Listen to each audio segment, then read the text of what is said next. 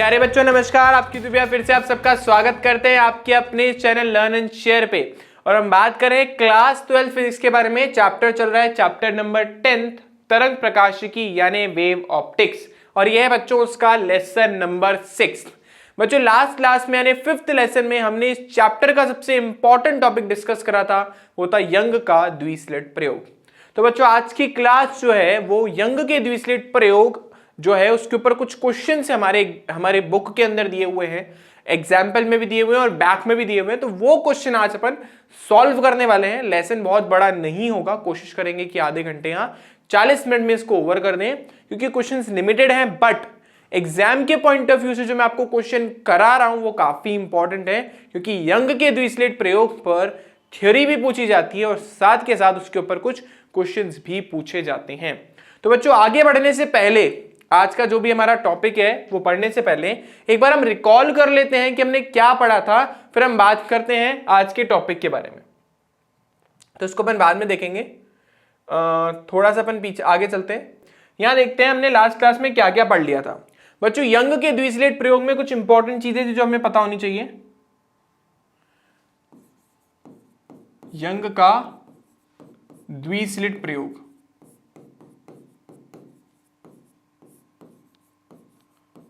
ठीक है।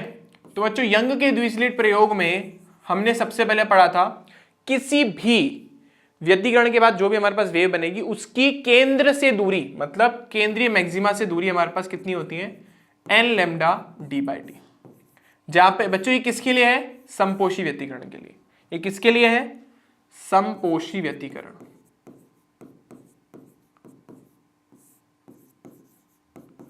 किसके लिए, ये समपोषी व्यतिकरण यानी कंस्ट्रक्टिव इंटरफेरेंस।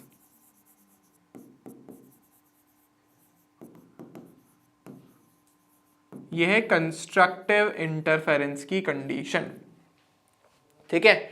इसी तरीके से बच्चों अपन ने पढ़ा था इसके अंदर विनाशी व्यतिकरण के बारे में। विनाशी व्यतिकरण के बारे में अपन ने पढ़ा था। थोड़ा रिकॉल इसलिए कर रहा हूं क्योंकि जो मैं न्यूमेरिकल कर रहा हूं तो आप बच्चे ब्लैंक ना होकर के बैठे रहें। तो विनाशी व्यतिकरण यानी डिस्ट्रक्टिव इंटरफेरेंस। डिस्ट्रक्टिव इंटरफेरेंस, ठीक है। वो हमारे पास हो गया y is equal to 2n-1 lambda d by 2d, ठीक है ना। This is the condition for destructive interference, यानी डिस्ट्रक्टिव इंटरफेरेंस की कंडीशन है, ठीक है ना। मतलब केंद्रीय जो हमारे पास मैक्सिमा होता है, उच्चिष्ट जो होता है, उसकी केंद्र से दूरी का ये जनरल एक्सप्रेशन है, ठीक है। ये एक फॉर्मूला है और ये एक फॉर्मूला है। आई होप सबको इतनी बात याद होगी। फिर हमने पढ़ा था बच्चों फ्रिंज की विड्थ यानी फ्रिंज की चौड़ाई। तो हम पढ़ेंगे बच्चों फ्रिंज की चौड़ाई,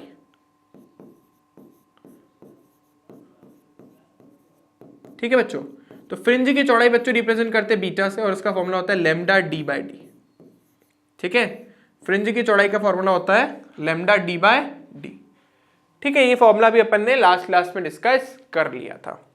बच्चों मैंने कुछ चीजें आप लोगों को बताई थी, जैसे कि यहाँ पे जो बीटा है, जो फ्रिंज की चौड़ाई है, वो व्युत्क्रमानुपाती होता है बच्चों डी के। अच्छा स्मॉल डी क्या होता था, थोड़ा सा डायग्राम बना के आपको बता देता हूँ। ये हमारे पास एक स्रोत होता था, उस स्रोत से दो स्रोत बनते थे S1 और S2। यहाँ पे हमारे पास सामने स्क्रीन हुआ करती थी, ठीक है। तो बच्चों इन दोनों फ्रिंजों के बीच की दूरी हमारे पास होती थी स्मॉल डी, और इससे इसकी दूरी होती थी बड़ा वाला डी, कैपिटल डी, ठीक है। तो ये हमारे पास हो गया स्मॉल डी और ये हो गया हमारे पास कैपिटल डी। तो बच्चों मैंने आपको बोला था, जैसे जैसे मैंने आपको एक्सपेरिमेंट करके बताया था कि जैसे जैसे हम इनके बीच की दूरी को बढ़ाते जाते हैं, जैसे जैसे हम इन दोनों के बीच की दूरी को बढ़ाते जाते हैं, वैसे वैसे बीटा क्या होता जाता है बच्चों, वैसे वैसे बीटा छोटा होता जाता है। मतलब फ्रिंज की जो चौड़ाई वो धीरे धीरे क्या होना स्टार्ट हो जाती है, कम होना स्टार्ट हो जाती है, अगर हम डी को बढ़ाते हैं तो, ठीक है। इसी तरीके से अगर मैं डी की वैल्यू को घटाना चालू करता हूं तो बीटा की वैल्यू क्या होना स्टार्ट हो जाती है, बढ़ना स्टार्ट हो जाती है, इंक्रीज होना स्टार्ट हो जाती है। मतलब फ्रिंज पहले से ज्यादा चौड़ी बनती है। आई होप इतनी बात सबको क्लियर हो गई होगी, ठीक है। तो बच्चों ये सारी कहानी थी जो अभी तक अपन ने यंग के द्विस्लिट प्रयोग में पढ़ ली थी, क्योंकि अब इसका अपन फॉर्मूला में यूज करने वाले हैं, इसलिए आप सबको ये बातें याद होनी चाहिए। चलिए अब देखते हैं आज का हमारा गोल क्या है।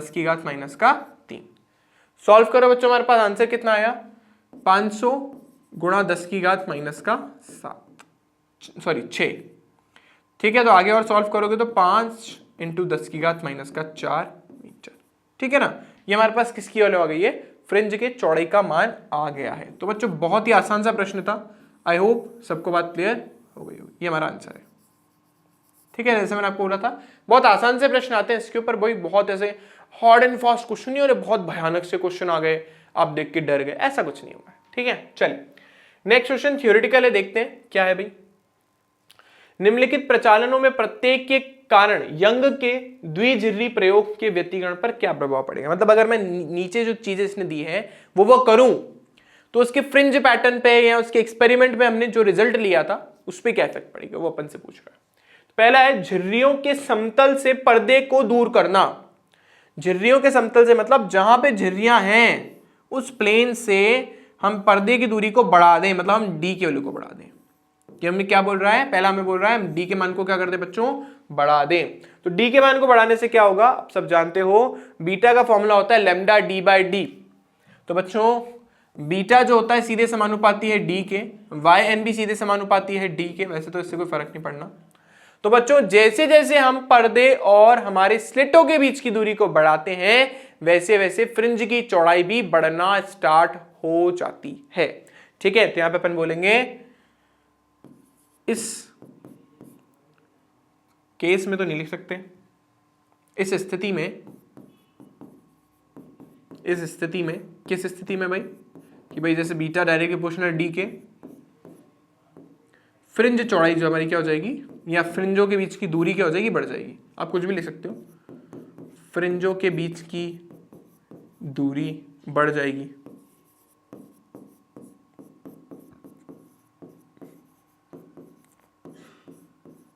ठीक है बच्चों, तो बहुत आसान सा प्रश्न था, आई होप सबको क्लियर हो गया होगा। नेक्स्ट प्रश्न इसने इसका क्या पार्ट पूछा है, इसको मैं रब कर देता हूं इस वाले पार्ट को। चलिए नेक्स्ट पार्ट इसने अपन से पूछा है, ये इसका आंसर है पार्ट नंबर ए का। पार्ट नंबर 2 हमारे पास एक वर्णीय स्रोत को दूसरे कम दर वाले एक वर्णीय स्रोत से प्रतिस्थापित करने पर, मतलब अगर मैं इस लाइट को एक ऐसी लाइट से रिप्लेस कर दूं जिसकी तरंग दैर्ध्य यानी वेवलेंथ कम हो तो क्या होगा। अभी हमने पढ़ा है बीटा इज इक्वल टू कितना था, लैम्डा डी बाई डी, यानी लैम्डा के भी सीधे समानुपाती है। यानी अगर आप लेमडा की वैल्यू को कम करते हो तो उस केस में फ्रिंजों के बीच की जो चौड़ाई वो क्या होती जाएगी बच्चों, कम होती जाएगी। ठीक है, तो जैसे जैसे आप लेमडा को कम करोगे वैसे वैसे आपकी बीटा की वैल्यू भी क्या होती जाएगी, कम होती जाएगी। तो हम क्या बोलेंगे, ये कम करोगे तो ये भी क्या होगा, कम। तो इस स्थिति में फ्रिंजों के बीच की चौड़ाई घट जाएगी, फ्रिंजों के बीच की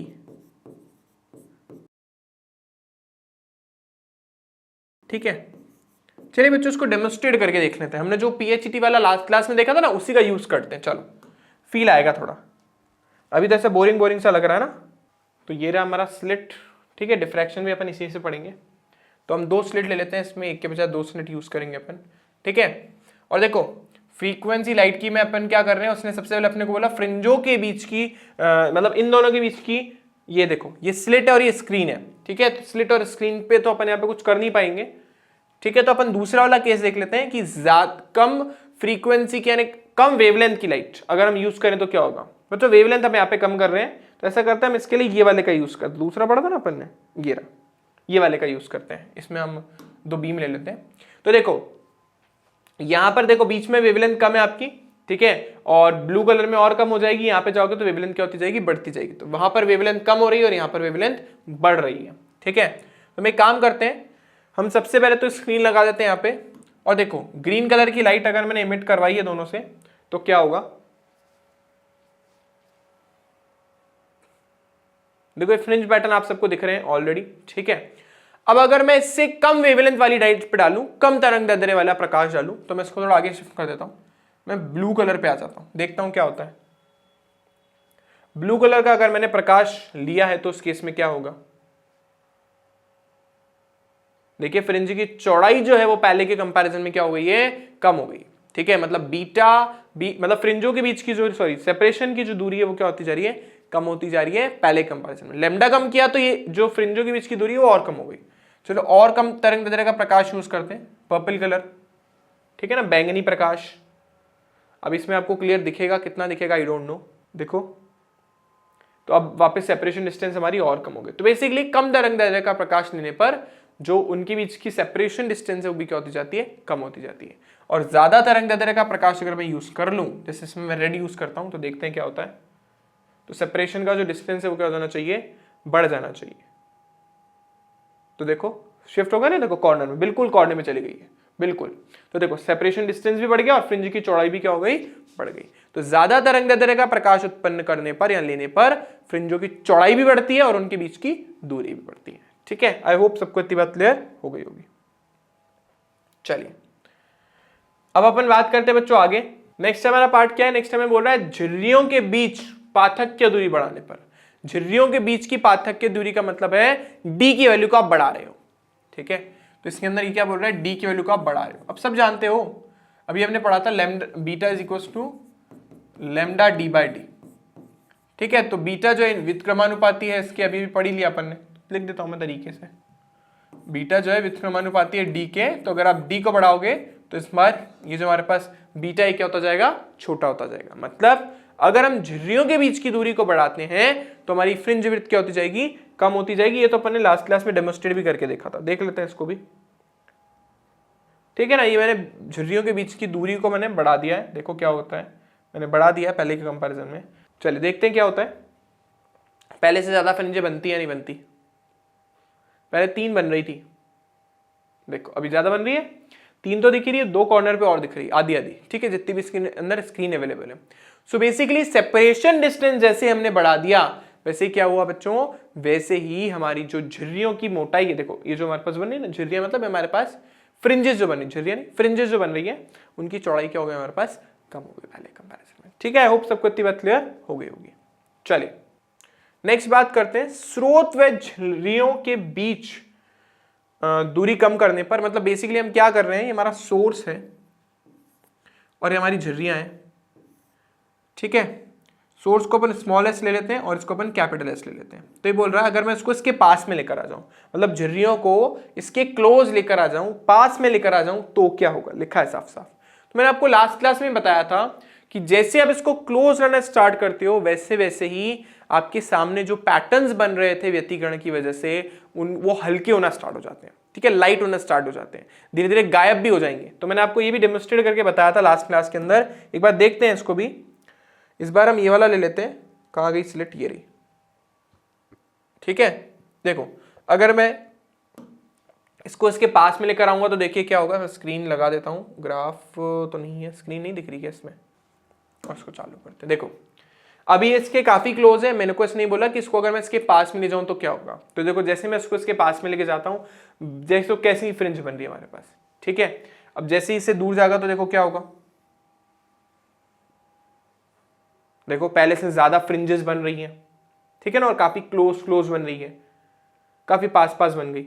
अब अगर मैं इसको दूर ले जाना स्टार्ट करूंगा तो देखो फ्रिंजों की चौड़ाई धीरे धीरे क्या होना स्टार्ट हो गई है, कम होना स्टार्ट हो गई है। फ्रिंजों की चौड़ाई बढ़ने लग गई, सॉरी, फ्रिंजों के बीच की चौड़ाई क्या हो रही है, बढ़ रही है।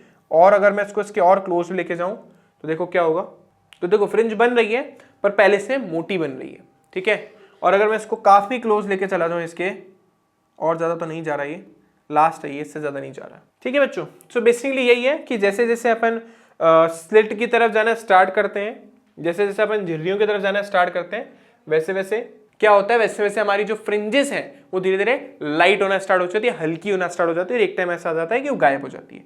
ये कंडीशन क्या है, जो S बटा S है, S क्या है बच्चों, स्रोत का जो साइज है उसको अपन बोल रहे हैं S। ये हमारे पास क्या है, स्रोत का आकार, ठीक है। और बड़ा वाला S क्या है, हमारे स्रोत और स्लिट के बीच की दूरी। तो बड़ा वाला S क्या है, स्रोत व स्लिट के बीच की दूरी,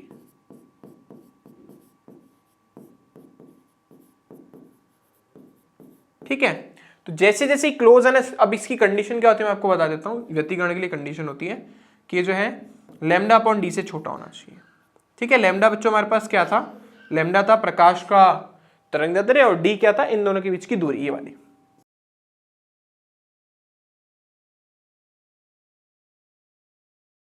ठीक है। ये हमारे पास आ गया। तो S अपॉन S जो है वो छोटा होगा हमारे पास लैम्डा अपॉन डी से, ठीक है।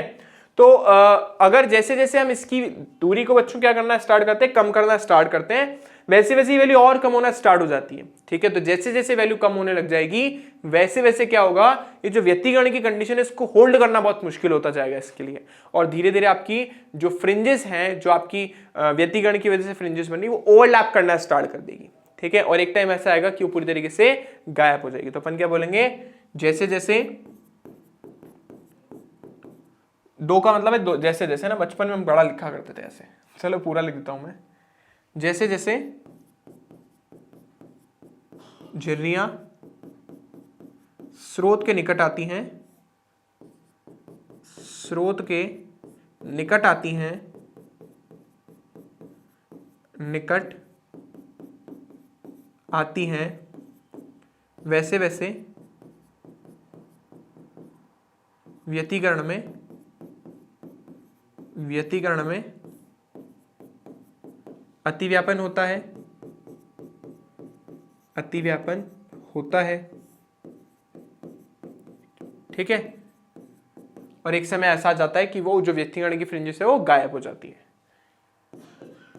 एक समय ऐसा आता है जब फ्रिंजेस पूरी तरीके से गायब हो जाती हैं, ठीक है ना, सिर्फ लाइट देखेगी आपको सामने। एक समय ऐसा आता है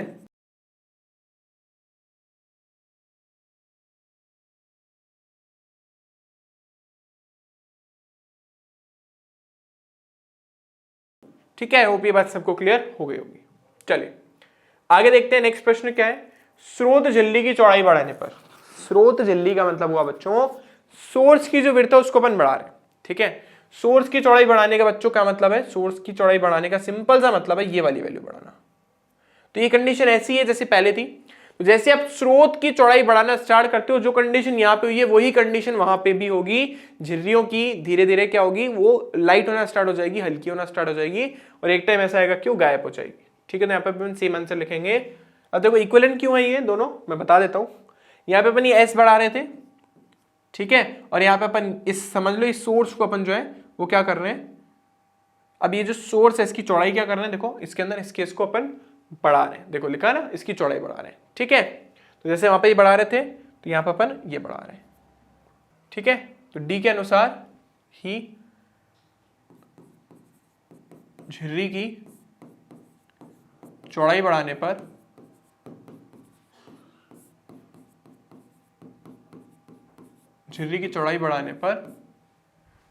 फ्रिंजें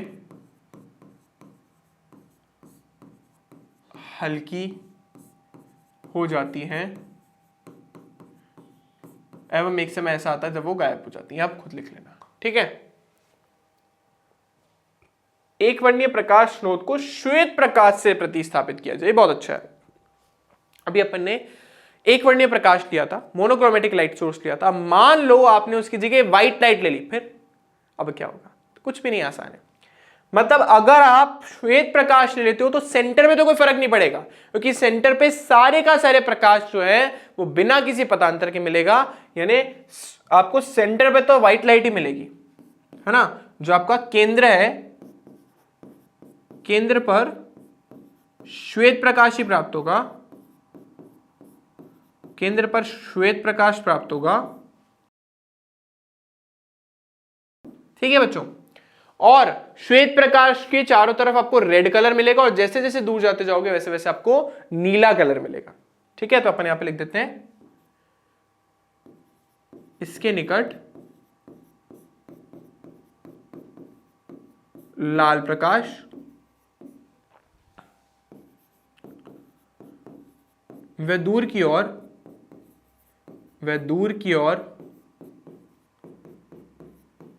नीला प्रकाश मिलता है, और उसके बाद फ्रिंजेस धीरे धीरे गायब होना स्टार्ट हो जाएगी। ठीक है, बहुत ही कम कलर आपको दिखेगा, नीला, दूर की ओर नीला प्रकाश मिलता है।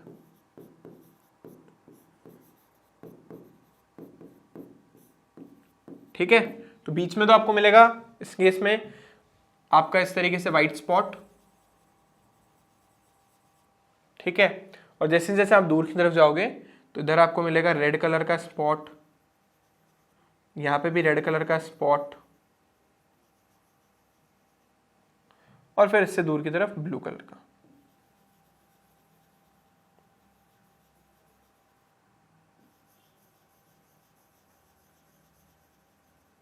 ठीक है, और जैसे जैसे मतलब दूर की तरफ और वॉयलेट कलर और कम वेवलेंथ वाले प्रकाश आपको मिलेंगे। ठीक है, तो इस तरीके का फ्रिंज पैटर्न आपको मिलेगा। ठीक है, तो इस तरीके की आपको कुछ फ्रिंज पैटर्न मिलेगी। आपका सेंटर हो गया, फिर रेड हो गया, फिर ब्लू हो गया, इस तरीके से पर्पल कलर आगे मिलते जाएंगे। ठीक है बच्चों, चलिए अब बात करते हैं अपन बैक के कुछ क्वेश्चंस के बारे में।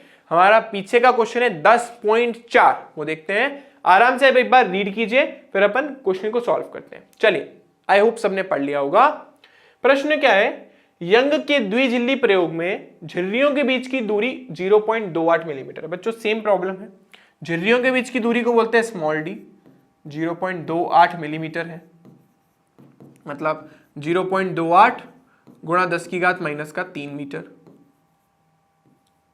उसके बाद बच्चों इसने क्या बोला है, तथा पर्दा 1.4 मीटर की दूरी पर रखा। पर्दा मतलब बड़ा वाला डी, तो बड़ा वाले डी का मान कितना बच्चों हमारे पास 1.4 मीटर। क्या बोला इसने, केंद्रीय दीप्त फ्रिंज एवं चतुर्थ दीप्त फ्रिंज के बीच की दूरी 1.2 मीटर मापी गई। अब समझना, सेंटर पे जो आपका ब्राइट बन रहा है उससे फोर्थ ब्राइट, उसकी जो फोर्थ ब्राइट है, याद करो ब्राइट की कंडीशन क्या थी, yn = n लैम्डा d/d। तो मैं चौथी वाली अगर फ्रिंज की बात कर रहा हूं, मतलब चौथी वाली ब्राइट फ्रिंज के बारे में बात कर रहा हूं, तो मतलब हम बात कर रहे हैं y4 के बारे में। और y4 कितना है क्वेश्चन के अकॉर्डिंग, हमारे फॉर्मूले के अकॉर्डिंग तो इतना है, और क्वेश्चन के अकॉर्डिंग इसकी इससे दूरी कितनी है, ये हमारे पास 1.2 सेंटीमीटर। ठीक है, 1.2 सेंटीमीटर का मतलब 1.2 गुणा 10⁻² मीटर। ठीक है, अब बस क्या करना है अपने को, तरंग दैर्ध्य निकालें। बहुत ही आसान प्रश्न है, सब दे रखा है, डाल दो। 4 लैम्डा पता नहीं, बड़ा वाला डी 1.4 है और स्मॉल वाला डी है 2.8 गुणा 10⁻³ और ये 1.2 गुणा 10⁻² मीटर। ठीक है, यहां से बच्चों लैम्डा कितना आया 1.2 गुणा 10 की घात माइनस का 2 गुणा 0.28 गुणा 10 की घात माइनस का 3 अपॉन 4 गुणा 1.4। ये पॉइंट से ये पॉइंट कैंसिल हो गया बच्चों, और ये पॉइंट हटा दो, आप नीचे लिख दो 100, तो 14 और 28, 14 दूनी 28 हो गया, और ये 4 थी हो गया 12। ठीक है, 3 दूनी हो गया बच्चों 6, और गुणा 2 और 3 हो गया बच्चों 5, 2 और 3 हो गया 5, और ये ऊपर जाके होगा टोटल 7, तो 10 की घात माइनस का 7 मीटर। अब बच्चों को ज्यादा खास अच्छा नहीं दिख रहा है, तो एक छोटा सा काम करूंगा मैं, 100 से गुणा भाग कर रहा हूं, तो हो गया 600, और भाग देने का मतलब बच्चों -7 तो था ही, -2 और कर दो। 100 से गुणा भाग करने का मतलब भाई 100 नीचे लिखोगे, उसको मैंने ऊपर जाके कितना कर दिया -2, तो मिला हमें 600 गुणा 10 की घात माइनस का 9 मीटर, जिसे आप लिख सकते हो 600 नैनोमीटर। ठीक है, यानी जो प्रकाश हमें मिल रहा है उसकी तरंगदैर्ध्य कितनी है, 600 नैनोमीटर, मतलब हम जो यूज कर रहे हैं। ठीक है, तो बहुत आसान सा प्रश्न है, जैसा मैंने आपको बोला, बस एग्जाम में आपको क्लिक होना चाहिए कि क्वेश्चन क्या पूछा जा रहा है। ठीक है, चलते हैं नेक्स्ट प्रश्न की तरफ। चलिए रीड कीजिए, ट्राई कीजिए कि आप लोगों से होता है क्या। ठीक है, पॉज कीजिए, ट्राई कीजिए। चलिए मैं बता देता हूं आप लोगों को क्या प्रश्न है। यंग के द्विझिल्ली प्रयोग में व्यतिकरण फ्रिंजों को प्राप्त करने के लिए 650 नैनोमीटर और 520 नैनोमीटर तरंगदैर्ध्यों, ये तरंगदैर्ध्य बच्चों, ठीक है, तरंगदैर्ध्य यहां पे आएगा, तरंगदैर्ध्यों के प्रकाश पुंज का उपयोग किया जाता है। 650 नैनोमीटर के लिए पर्दे पर तीसरी दीप्त फ्रिंज की केंद्रीय उच्चिष्ट से दूरी ज्ञात कीजिए। कहने का मतलब है जो थर्ड मैक्सिमम आपका बनेगा इस वाले के केस में, उसकी सेंटर से डिस्टेंस कितनी होगी। तो बच्चों आसानी है, इस बार हमें एक के बजाय 2 वेवलेंथ ले रखी है। फर्स्ट वाली वेवलेंथ हमें दे रखी है 650 नैनोमीटर, मतलब 650 गुणा 10 की घात माइनस का 9, जिसे आप लिख सकते हैं 65 गुणा 10 की घात माइनस का 8 मीटर। और दूसरा में दे रखा है λ2 520 नैनोमीटर, ये हो गया बेटा, मैं डायरेक्ट लिख रहा हूं 52 गुणा 10 की घात माइनस का 8, जैसे ऊपर लिखा वैसे नीचे लिखा है। अब इसने अपन को बोला है कि तरंगदैर्ध्य के लिए पर्दे पर तीसरी दीप्त पिंच। अब प्रॉब्लम ये है कि ठीक है हम निकाल तो लेंगे, हमें निकालना तो है यहाँ पे y3, हमें समझ आ रहा है, हम यूज करेंगे 3 लैम्डा d/d, ठीक है ना, क्योंकि हमें उच्चिष्ट की बात बोली है। समस्या ये कि लैम्डा तो है, कैपिटल डी और स्मॉल डी पता नहीं है। तो बच्चों नहीं पता, आप उसको एज इट इज छोड़ दो, उसकी वैल्यू नहीं पता, आप इसको एज इट इज छोड़ दो। पीछे आंसर में डी और स्मॉल डी नहीं दे रखा है गेस, तो वो आप छोड़ दो जैसा आपका आंसर आ रहा है। तो 3 एज इट इज बच्चों, और इसने जो तरंगदैर्ध्य यूज करने के लिए बोली 650 यूज करने के लिए, मतलब 65 गुणा 10 की घात माइनस का 8 अपॉन डी की वैल्यू में पता नहीं, बड़े वाले डी की वैल्यू पता नहीं, तो 65 को 3 से गुणा कर दो, 3 पंजे 15 और 3 छिंग 18 और 1 19 गुणा 10 की घात माइनस का 8 डी अपॉन बड़ा वाला डी, और ये किसमें आएगा बच्चों, मीटर में। आप चाहो तो स्टैंडर्डाइज करके लिख दो 1.95। बच्चों जब ये पॉइंट मान लो यहाँ पर है, जब ये आगे शिफ्ट होगा तो ये 2 जो आपके घाते हैं उसमें +2 और हो जाएगा, +2 करोगे तो आएगा 10 की घात माइनस का 6। डी हमें पता नहीं, स्मॉल डी पता नहीं, इतना लिख करके आप छोड़ दो, दैट्स इट, नहीं पता इसके आगे। ठीक है, दूसरा बहुत प्यारा है, बोल रहा है केंद्रीय उच्चिष्ट से उस न्यूनतम दूरी की गणना ज्ञात कीजिए जहां दोनों तरंगदैर्ध्यों की दीप्त फ्रिंजें संपाती है। इसका मतलब जब मैंने एक्सपेरिमेंट परफॉर्म करा, एक बार मैंने 650 नैनोमीटर की लाइट यूज करी, एक बार 520 नैनोमीटर की लाइट यूज करी, तो कौन सी ऐसी जगह होगी सेंटर से जहां पर दोनों के मैक्सिमा या ब्राइट फ्रिंजेस ओवरलैप कर रही हैं। पहली और दूसरे की कौन सी ऐसी फ्रिंजेस होगी जो ओवरलैप करेगी। भाई हो सकता है मान लो पहले वाले की 50वीं, दूसरे वाले की 100वीं ओवरलैप कर रही, तो हमें पहले वो पता करना है कि पहले वाले की और दूसरे वाले की कौन सी फ्रिंजें आपस में एक दूसरे को ओवरलैप कर रही है। तो बच्चों समझिएगा, ये प्रश्न अपने को करना है। तो देखो मान लो, हम ऐसा मान लेते हैं λ1 की दीप्त फ्रिंज है ना, तो इसकी n1 और λ2 की n2 फ्रिंज आपस में एक दूसरे के संपाती है। फर्स्ट वाले की ब्राइट फ्रिंज कहां बनेगी बच्चों, n1 λ1, भाई कैपिटल डी सेम है, स्मॉल डी सेम है, वो तो चेंज ही नहीं हुआ, और दूसरी तरफ n2 lambda 2 D by D. भाई मैं ऐसा मान के चल रहा हूं कि पहले वाले की n1 फ्रिंज और दूसरे वाले की n2 फ्रिंज एक दूसरे को ओवरलैप कर रही है, मतलब दोनों की केंद्र से दूरी क्या होगी, आपस में बराबर होगी, तभी तो ओवरलैप कर रही है। तो बच्चों देखो मैंने आपको बोला था, ये तो मुझे वैसे भी नहीं पता, ये कैंसिल कर दिया। n1 हमें पता नहीं है, जो हमें निकालना ही है। लेमडा 1 हमारे पास है 650 नैनोमीटर और दूसरी तरफ n2 में पता नहीं है, इसके लिए हमारे पास है 520 नैनोमीटर। ठीक है बच्चों, तो देखो ये इससे कैंसिल हो गया, ये इससे कैंसिल हो गया, तो n1 अपॉन n2 बच्चों किसके को लाया, उसको उधर ले आए, हमारे पास आ रहा है 52/65। कैंसिल नहीं होंगे, आप करके देख लो। इसका मतलब पहले वाले की 52वीं और दूसरे वाले की 65वीं एक दूसरे को ओवरलैप कर रही है। ध्यान से सुनिए, पहले वाले की 52वीं और दूसरे वाले की 65वीं फ्रिंज एक दूसरे को ओवरलैप करेगी। लिख देते अपन, अतः पहले प्रकाश की 52वीं व दूसरे की 65वीं एक दूसरे को अतिव्यापित करती है, संपाती है, ऐसा बोल सकते हो, एक दूसरे के संपाती है, संपाती है। ठीक है, ये अपन ने लिख लिया। अब उसने एक्चुअली ये नहीं पूछा कि कौन सी फ्रिंज है, उसने तो पूछा केंद्र से दूरी बता दो बस। सुन तो बच्चों, अब पहली वाली लाइट रे की 52वीं जो फ्रिंज है उसकी केंद्र से दूरी निकालो, या दूसरे वाले की 65वीं की केंद्र से दूरी निकालो, बराबर आएगी। जो मैं कह रहा हूं समझिए, पहले वाले की 52वीं निकालो या दूसरे वाले की 65वीं निकालो, बच्चों आपका आंसर बिल्कुल सेम ही आएगा। अगर मैं पहले वाले की लूंगा बच्चों, तो पहले वाले का वेवलेंथ लूंगा मैं 65, मतलब 650, वही lambda D upon D use करूंगा, तो n1 lambda 1 D by D, n1 है हमारे पास 52, ये हमारे पास है 65 गुणा 10 की घात -8। ये वैसे भी हमें नहीं पता, डी और डी छोड़ दो। अगर मैं इसको भी कैलकुलेट करूंगा तो भी मैं लिखूंगा n2 lambda 2 D by D. Solve करूंगा, n2 की वैल्यू कितनी है 65, लेमडा 2 की वैल्यू कितनी है 52 गुणा 10 की घात -8 डी बाई डी। देख लो, चाहे आप ये कैलकुलेट करो चाहे वो कैलकुलेट करो, आपको आंसर सेम ही मिलेगा। उसने पूछी थी केंद्र से दूरी क्या है, तो ये है उनकी केंद्र से दूरी। ठीक है ना, आपको एग्जाम में या तो ये करके आना है, दोनों नहीं करके आने हैं। ठीक है ना, या तो ये।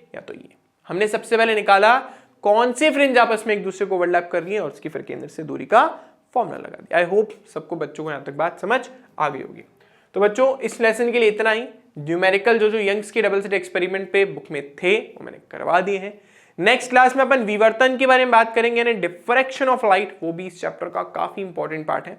ठीक है, बट अगर मैं कंपैरिजन करूं तो यंग्स डबल स्लिट की अपनी अलग ही एक रेपो है, मतलब है ना, होता है कुछ लोग बड़े बड़े, तो ये क्वेश्चन वैसे बड़ा था।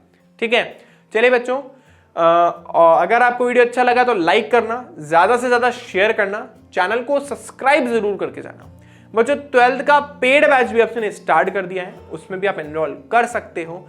एड फ्री वीडियोस मस्त मिलेंगे, जो मैं पढ़ा रहा हूँ वो मिल जाएगा। इसके अलावा हैंड रिटन नोट्स वो मिलेंगे आपको, आपकी अलग से डाउट सॉल्विंग क्लासेस होने वाली है, एनडीए जेई के क्वेश्चंस आप लोगों को करवाए जाएंगे, और साथ के साथ आपको एक डाउट सॉल्विंग ग्रुप में जोड़ दिया जाएगा, जिसमें आप अपने क्वेश्चन पोस्ट कर सकते हो और मैं उनका सोल्यूशन आपको सेंड करूंगा। ठीक है बच्चों, चलिए मिलते हैं आप लोगों से नेक्स्ट क्लास में। इस वीडियो को देखने के लिए धन्यवाद। Bye bye to all of you.